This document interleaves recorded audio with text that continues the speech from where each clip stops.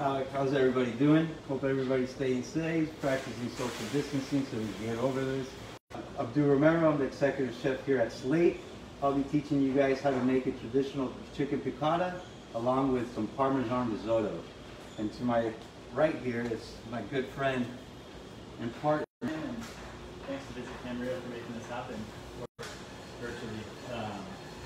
So while chef's cooking, kind of a lighter cocktail. The other one is a old-fashioned drink. Anyway, I hope you guys enjoy, and excited to get this going. All right, so now with some chicken breast, you can totally buy anywhere in the store. It's readily available. If you buy it thin, a little thick, you could always trim it so it's nice and thin. What I like to do is I like to put my chicken in some parchment paper right on the bottom. Then I'm going to add some more parchment paper on top and put it over the chicken. Now while this is going, you can also get, for the risotto, it's very important, we're going to get our stock going. So one of the most important parts of cooking is the base. The base is your stock. So that's what's going to flavor your risotto, and it's going to give that nice, rich flavor that you really want with that cream in it. So you got to get your pot of stock ready. I have about 12 cups of stock. It's a little bit more than I need, but I always like to have extra because I can always add it to my sauce and flavor my sauce that we're going to be creating. So I have my stock going, getting nice and hot, because you need a hot stock so you can start your risotto. While the stock is going, I'm going to go ahead over here and pound out my chicken. Because for the piccata, you want it to be pounded out thin, so just so it's tender and it's nice and light. So we're just going to go and pound it a little bit. Don't overdo it because you're going to break the chicken. You got to treat it with love. Treat it just delicately, like a nice piece of meat. See how nice and thin that is? So we're going to do another one, just because I'm going to eat one, and my buddy Justin's going to have one as well. Because this is pretty much our lunch.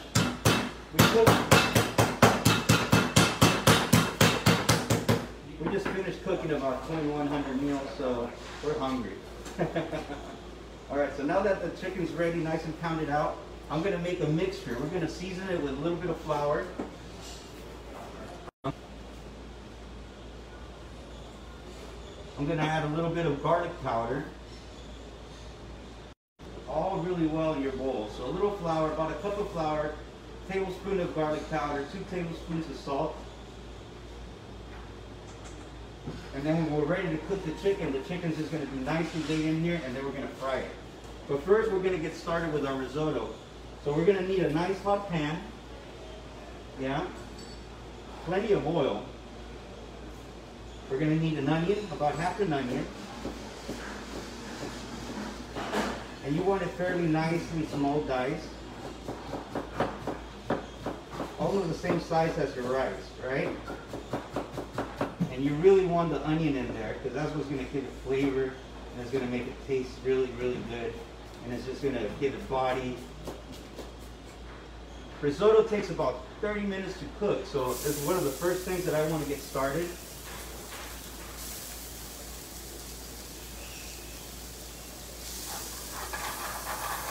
Justin, go give me the risotto. Yeah. I gotta grab the risotto, right? So while that's going, I just want to saute the onions, get a nice translucent color on them, right? Once you got the translucent color in it,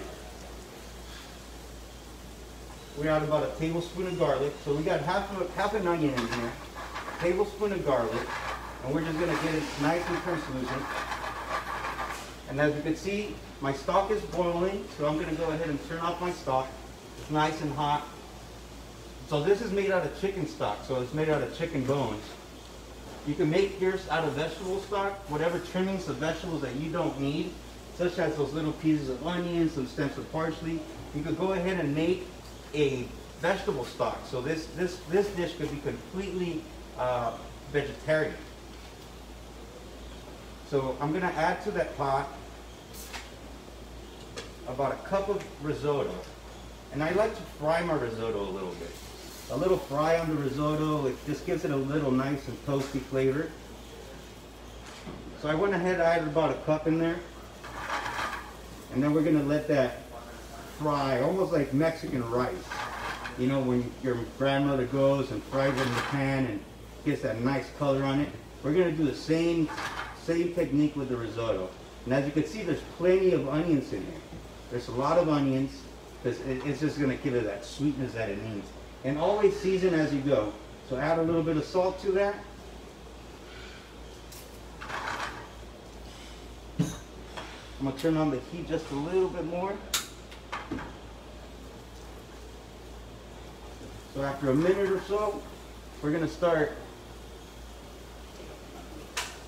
adding the stock to it. And you're just gonna go one ladle at a time and stir it.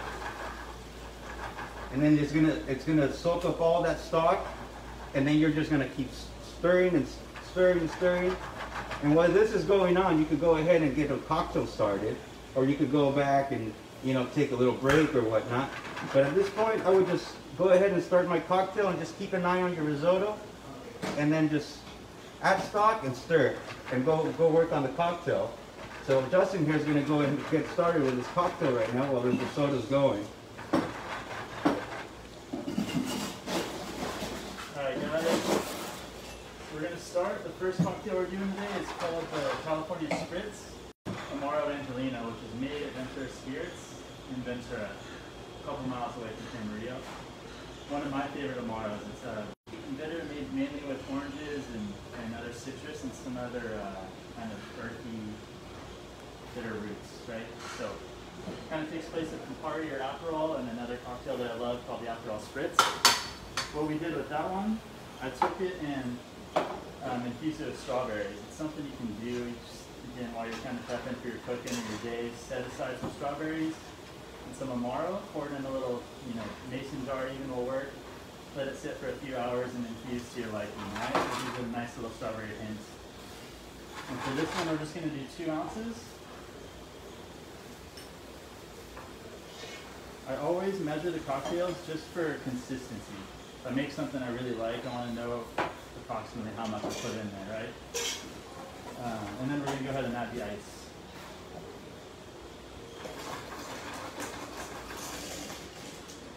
Oh, and another way, I forgot to mention, the way we did our infusion of the strawberry to kind of speed up the process, we use it's called an ISI whipper.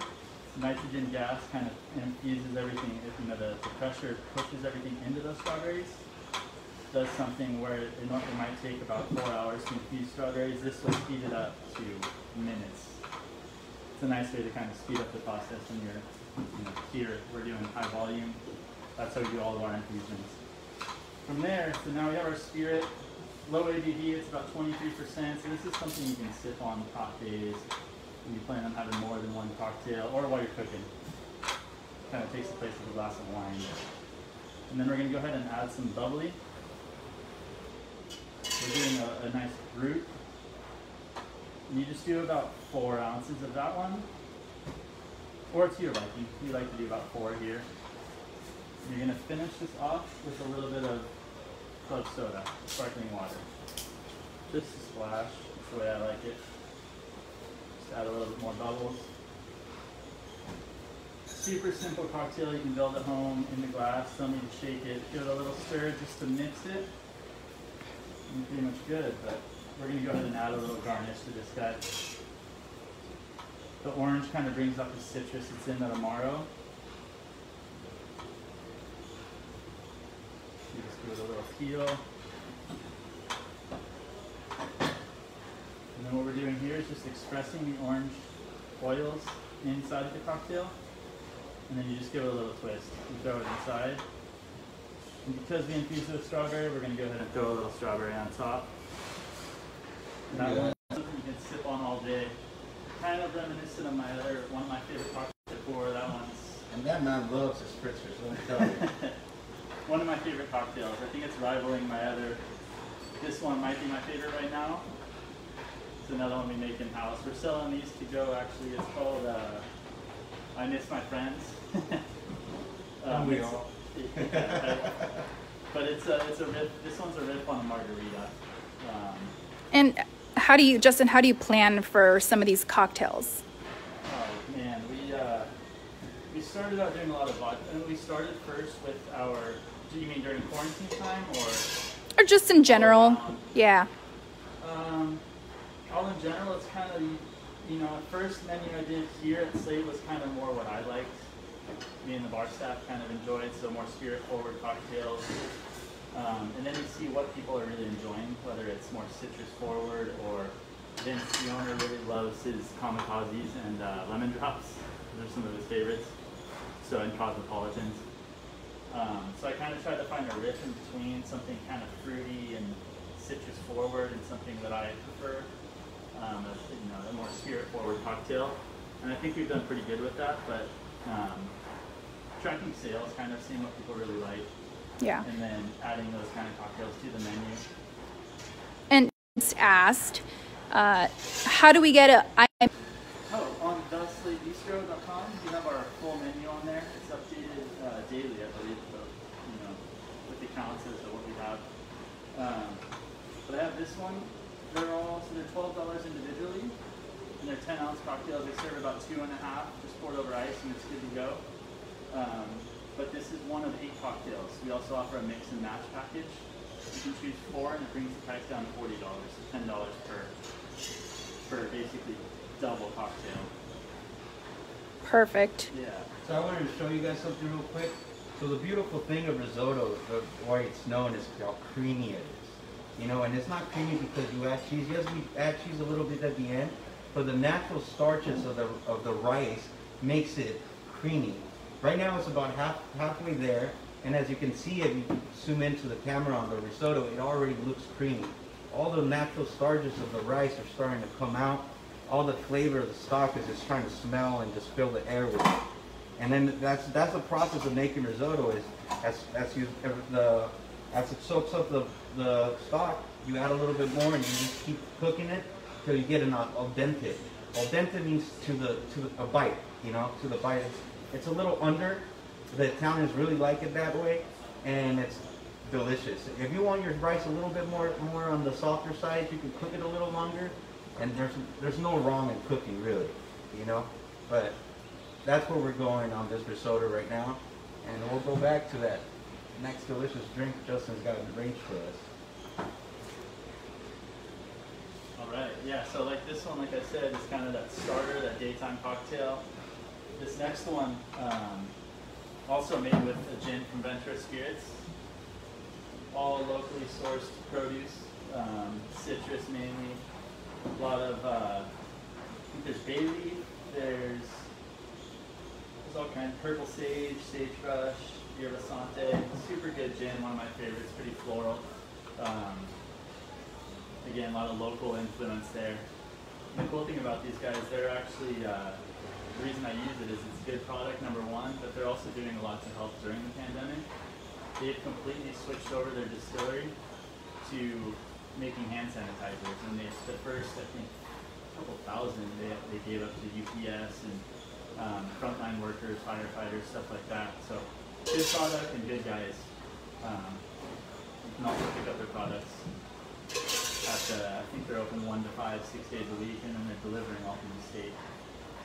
So good stuff to check out. And then this is a mezcal that's going to go in the cocktail along the gin, just a little bit to add a little smoke to the cocktail. So since we were talking about favorite cocktails, some of mine are Negroni, which is a gin, Campari, and sweet vermouth. This guy right here.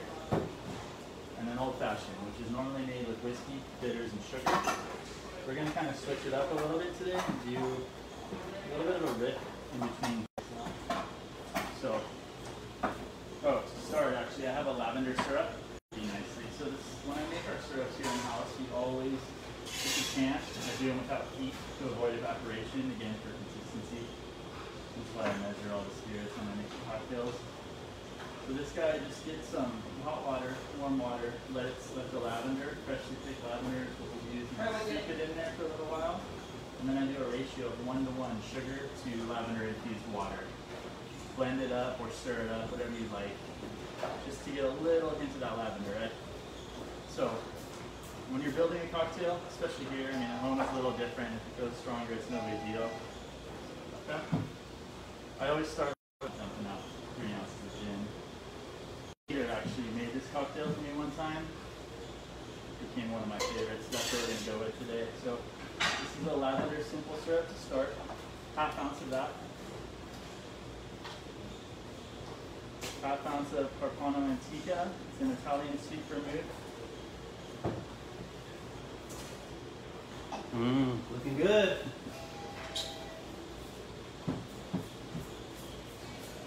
A little bit of mestizo mezcal.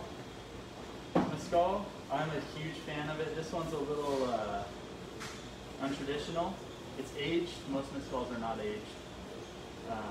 So mezcal is kind of like, if you think of tequila as the champagne of wines, it has to be grown in one region, made a certain way. Mezcal is kind of like wine. So there's plenty of different agave plants they can use. They cook them underground. Sometimes they even do things like for celebratory reasons. They'll cook it with cow or iguana or distill it. I mean, they'll put a piece of that flesh in the still. But usually it's served unaged. This one for the old fashioned I went with mestizo. So it's aged just over a year. We're going to do just a 1/2 ounce of that. Mezcal is cooked underground when they roast the agave. Just a 1/2 ounce complexity of the cocktail. And then we're going to do just a little bit of orange bitters. 2 dashes, just about 2, or to your liking, and 1 dash of Angostura. We're going to finish it off. The Wilder gin from Lavender Spirits, 1.5 ounces.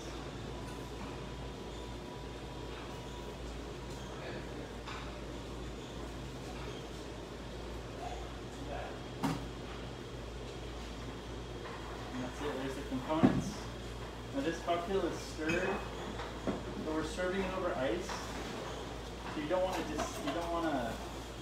dilute it too much by stirring for too long.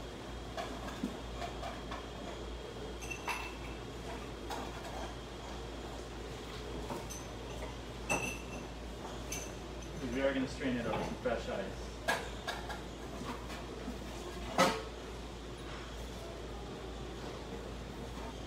The difference between, this cocktail and other cocktails that are shaken, when you shake a cocktail, you're adding air to it, which isn't a bad thing. It's good for some cocktails, but for something with fortified wine, which is exactly what this sweet vermouth is, you really want that kind of rich, creamy texture. So you're just going to go ahead and stir it. Not adding air, you're just chilling it, keeping it really kind of silky smooth, right? Again, it's all preference. If you like shake it, same with the martini. You can have it shaken or stirred, whatever you prefer. I personally prefer it stirred, but whatever you like. No wrong way to make this one. The reason I don't build it in the glass like I did the last one is because you do want to have a little dilution before it comes in this glass, okay? This one's definitely going to be kind of more to, as we talked earlier, how do I build a menu? This is more spirit forward. It's going to be a little stronger, kind of an end of the night cocktail type of thing. And for garnish, just to kind of get the aromatics on here, we're going to do some lemon, a little bit of lavender, make it look a little pretty.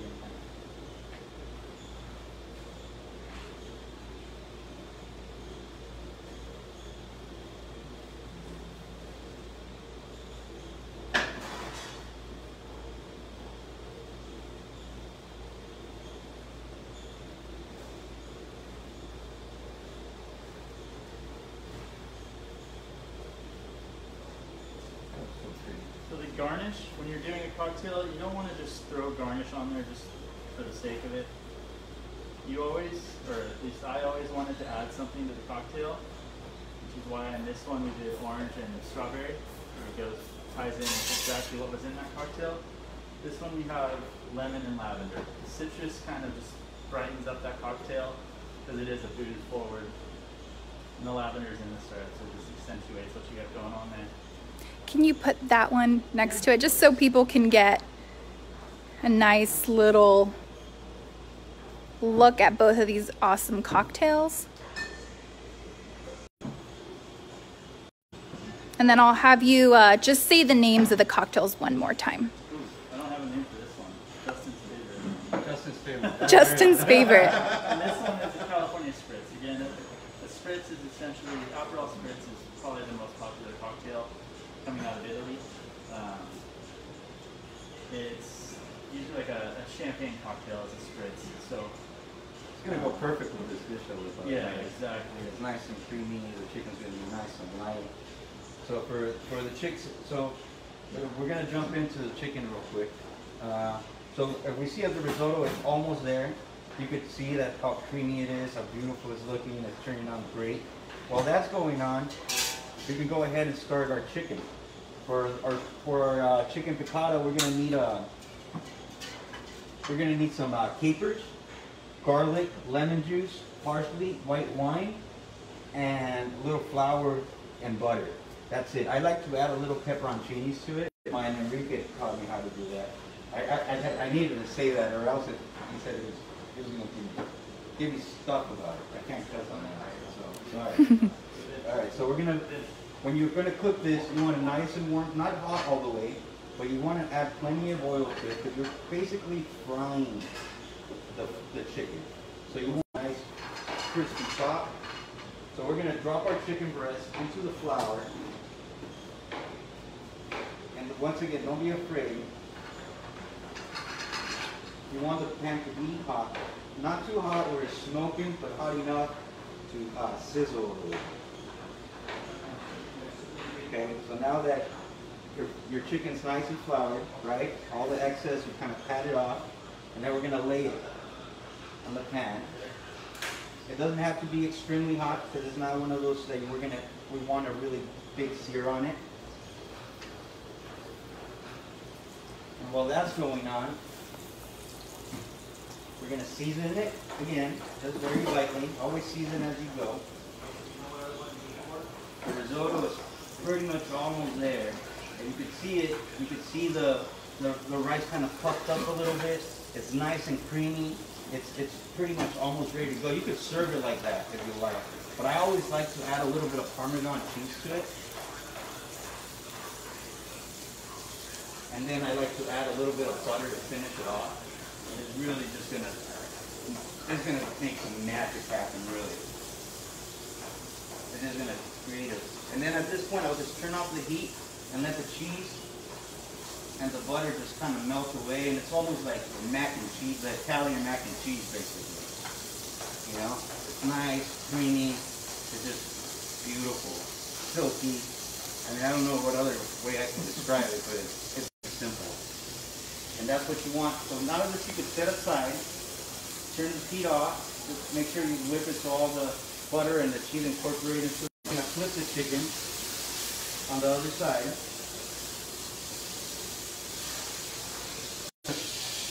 Season the second side as well, just very lightly, nothing too crazy, just very lightly. The salt is good. Salt, you want salt on your flavor and some little pepper on season. So it's totally okay. So I'm not going to cook the chicken all the way here. I'm going to part cook it so it's about 80% done. Because what I want to do, I'm going to create the sauce in the same pan, and then I want to finish cooking it in the sauce. So it really soaks up that lemon, that wine, the capers, all in there. And that's what you really, really want. A lot of people get scared of how long should I cook my chicken? How long should I do this? How long? Well, just don't just cook it at that. You know, don't be too afraid. It takes maybe about 2 minutes on one side, 2 minutes on the other. So we're going to take it off the top. We're going to dump a little excess oil. Don't dump it off because you need some of the oil to fry some of the rest of the stuff. Now what I like to add first is the capers. Because the capers, when you crisp up the capers, they're tasty. They're really tasty capers, right? So I'm gonna grab a pepperoncini. I'll give it a quick chop. I'm gonna add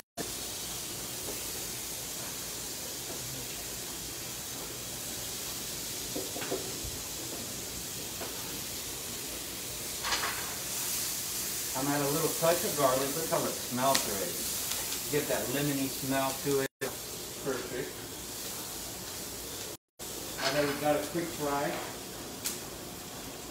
We're going to add about a quarter cup of oil of white wine.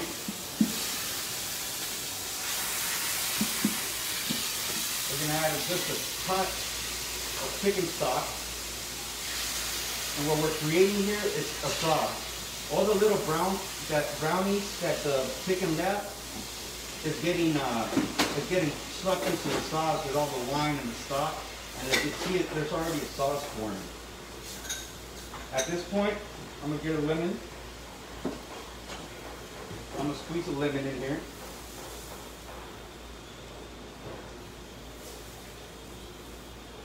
Now, since I got some beautiful stuff going on right here, we're going to add the chicken back into the pot. And what's going to happen, the flour that we added to the chicken is going to thicken up the sauce, and it's going to give you a really nice creamy sauce on it. So we're going to let that reduce almost by half. And when it's done reducing, we're going to finish it with some butter. And then we're going to finish it with some parsley as well. Just get a nice handful of parsley. A little stem in there. It's flavored. It doesn't go out of the chef actually picking all those stems, but in this case, it's really good. So just a rough chop. You don't have to be super professional with it. Not extra fine. Very rustic, very clean, very simple, very few ingredients. Starting to thicken up. The chicken, you see it's already coating it.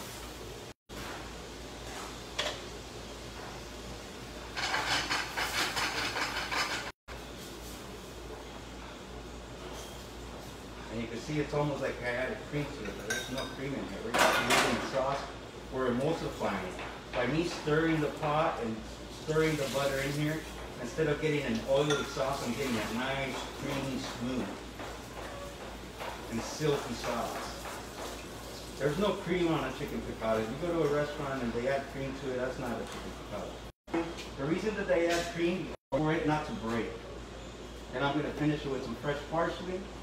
I'm going to add a little bit of black pepper to it.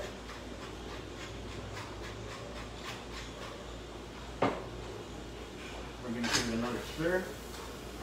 Flip it over. And we're going to plate up. Turn the pan off. Can I borrow your fork for a second, Justyn? You mind if I step over? No, leave the drinks there. We're going to get the bigger plate.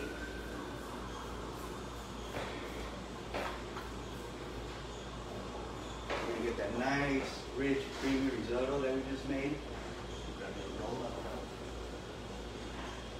We're going to scoop it up right on your plate. You can serve yourself as much as you want. But as you can see, look at that nice and creamy risotto. It's beautiful. I mean, I wish you guys were here smelling all this. You got a nice creamy parmesan. I'm not going to add all of it. We're going to add your chicken.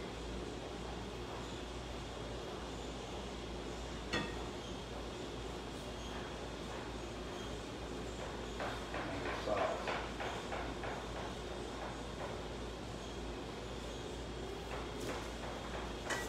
And then we're going to garnish it, right? Then you can probably eat it.